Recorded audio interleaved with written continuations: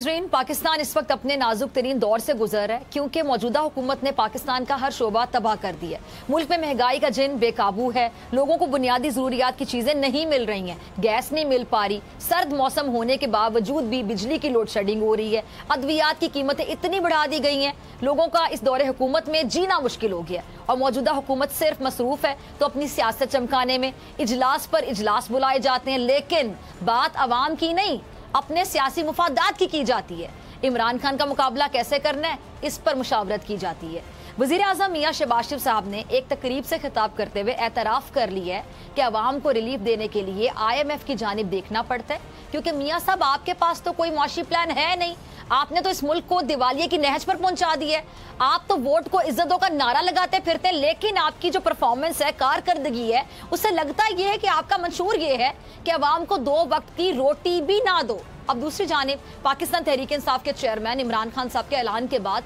हुकूमत को कुछ समझ नहीं आ रहा कि अपनी हुकूमत को कैसे बचाएं। इमरान खान साहब ने कहा है कि टेक्नोक्रेट हुकूमत लाने का शोशा छोड़ा जा रहा है। PDM NRO 2 लेने के बाद ड्राइंग रूम की जमात बनकर रह गई है। इमरान खान साहब ने भी इस बात का इजहार किया कि कबल वक्त इंतखाबात होते नजर नहीं आ रहे हैं। अब ये तमाम सूरत हाल क्या बनेगी, इंतखाबात आखिर कब होंगे, पाकिस्तान तहरीक इंसाफ की स्ट्रैटेजी क्या होगी, इस पर बात करने के लिए मेरे साथ मौजूद मेहमान मौजूद हैं। पाकिस्तान तहरीक इंसाफ के सीनियर रहनुमा और मुशीर दाखिला पंजाब उमर सरफराज चीमा साहब। चीमा साहब बहुत शुक्रिया वक्त देने के लिए। चीमा साहब, सबसे पहली बात तो ये कि जो लॉन्ग टर्म के लिए टेक्नोक्रेट हुकूमत लाने की बाज़गश की जा रही है,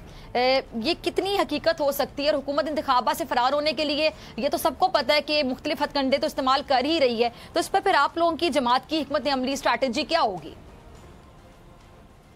देखिए, ये जो टेक्नोक्रेट सेटअप का जो बात की जा रही नहीं, ये पहली दफ़ा ये शोषण नहीं छोड़ा जा रहा है। ये हमेशा ख़ास तौर पे जब भी कभी सियासतदान या सियासी क़ुव्वतें जो हैं वो अपने मसाइल को हल नहीं कर पाती या नाकाम रहती हैं, तो फिर इस किस्म की जो ऑप्शन हैं उनकी बाज़गश जो है वो सुनाई देती है। अभी आपने बिल्कुल ठीक कहा कि जो मौजूदा जो जत्था, जो 13 जमाती डाकुओं का टोला जो इक़्तिदार पे काबिज़ है पिछले 7-8 माह से, उसके पास सवाए एक 1 पॉइंट एजेंडा जिस पे वो इकट्ठे हुए थे कि NRO 2 हासिल कर लिया जाए, उसके अलावा कोई किसी किस्म की कोई 7-8 माह में आपके सामने आवाम को रिलीफ देने की कोई पॉलिसी नहीं लेके। हाँ, अलबत्ता ये ज़रूर है कि नैब के कवानीन को बदल के ना सिर्फ अपनी चोरी को तहफ़्फ़ुज़ दिया इन्होंने, बल्कि बाकी चोरों के लिए, करप्शन के लिए इन्होंने रास्ता जो है सबके लिए खोल दिया। ठीक है, इस सारी सूरत हाल के अंदर जो आपके सामने है कि 8 माह पहले यही मुल्क था, यही ख़जाना था, यही वसाइल थे इस मुल्क के, और आपने देखा कि किस तरह से 3.5 साल के अंदर, क्योंकि 2018 में भी जब ये हुकूमत छोड़ के गए थे तो जो लैंड माइन जिन्होंने मुआशी जो सारे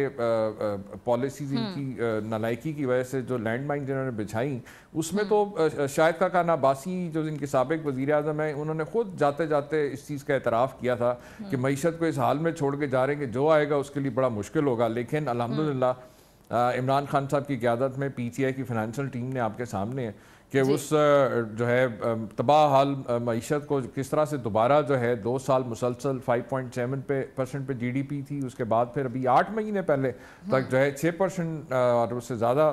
जो है GDP ग्रोथ थी। तो एक तरक्की करती हुई मईशत को फलती फूलते जो है मईशत को जो है जो नकब लगाई गई, वो उसका मकसद ही सिर्फ ये था कि मईशत को इतना तबाह हालात यहाँ तक पहुँचा दिए जाएँ कि जो शराइत जैसी भी सख्त से सख्त शराइत जो है आलमी मालियाती इदारों की तरफ से रखी जाएं, वो पाकिस्तान के पास और कोई चॉइस ही ना छोड़ी जाए, बल्कि और भी जो कॉम्प्रोमाइज़ जिस पे जो राज़ी करने की कोशिश की जाए। तो इसलिए हम बार बार पिछले 8 माह से कह रहे हैं कि ये जो डाकुओं का टोला जो मुसल्लत किया गया है, इसका ये अपनी चोरी तो बचाएगा, लेकिन आप उसके अलावा इनके पास एक तो पॉलिसी कोई नहीं है, दूसरा ये इन्होंने टारगेट ही मईशत को किया हुआ है। और दूसरी तरफ आपके सामने जो सियासी हालात हैं, जिस तरह से रियासती मशीनरी और इदारों को अपने मुखालफिन के ख़िलाफ़ इंतकामी कार्रवाइयों के लिए इस्तेमाल कर रहे हैं, इनकी तो मुसलसल कोशिश रही है कि अगर एक तरफ मईशत तबाह हो रही है, दूसरी तरफ जो है खाना जंगी की तरफ इन्होंने हालात को ले जाने के लिए पिछले 8 महीनों में बार बार इन्होंने कोशिश की है। ये तो मैं समझता हूँ कि बड़ी जो है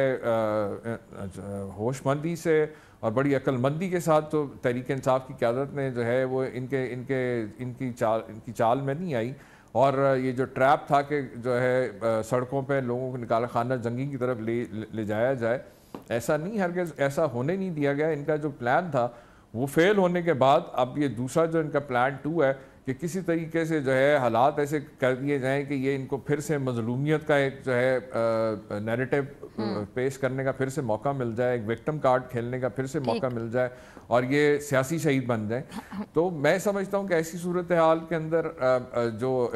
واحد حل جو بنتا ہے، کیونکہ جو جتنی یہ تباہی پچھلے 7-8 میں سے ہوئی ہے، اس کی بنیادی وجہ جو ہے ملک کے اندر جاری جو سیاسی اور معاشی جو عدم استحکام ہے، اور اس کا حل جو ہے واحد جو ہے وہ یہی ہے کہ نئے الیکشنز کروائے جائیں۔ اچھا چیمہ صاحب، سوری میں آپ کی بات کاٹ رہی ہوں، میں نے آپ کی پوری بات سنی، ٹھیک ہے، میں کاٹنا نہیں چاہ رہی تھی درمیان میں، لیکن